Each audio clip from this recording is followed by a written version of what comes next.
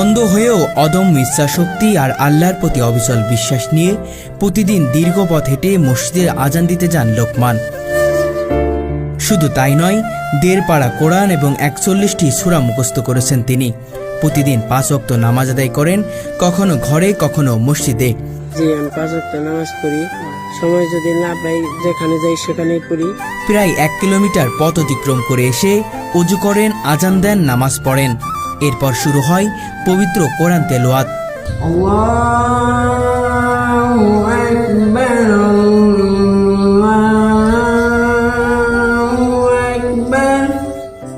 লোকমানের একটাই স্বপ্ন, পুরো কোরআনের হাফেজ হওয়া। সেই স্বপ্ন পূরণের জন্য দিনরাত পরিশ্রম করে যাচ্ছেন তিনি। সবার কাছে দোয়া চাই আমি যেন হাফেজ হইতে পারি, আজান টাজান দিতে পারি। এলাকার মানুষটাকে নিয়ে গর্ব করে। কেউ বুঝবোই না ভাই, ও যে দৃষ্টি প্রতিবন্ধী, ঠিক আছে, ও যে চোখে দেখে না, এটা কেউ বুঝতেই পারবে না।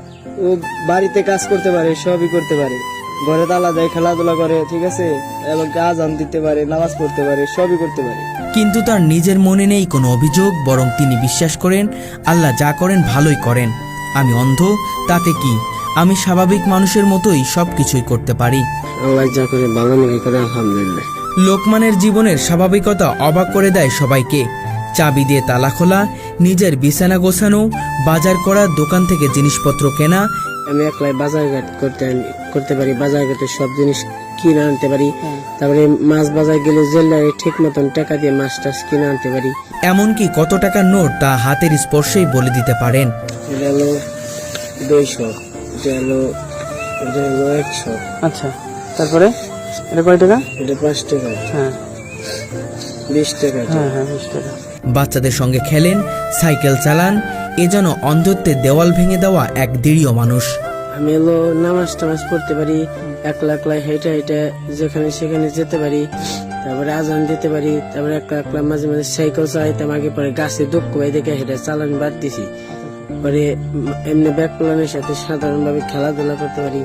মানে বাজার যে হাট বাজার করে বাড়িতে নিয়ে আসতে পারি, তারপরে বাড়িতে তালা তোলা দিতে পারি।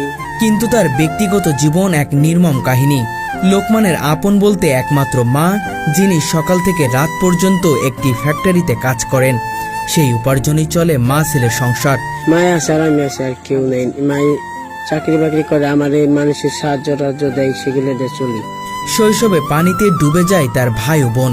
সেই শোকে ভেঙে না পড়ে লোকমানের বাবা স্ত্রী ও অন্ধ ছেলেকে ছেড়ে অন্য নারীর সঙ্গে নতুন ঘর বাঁধে।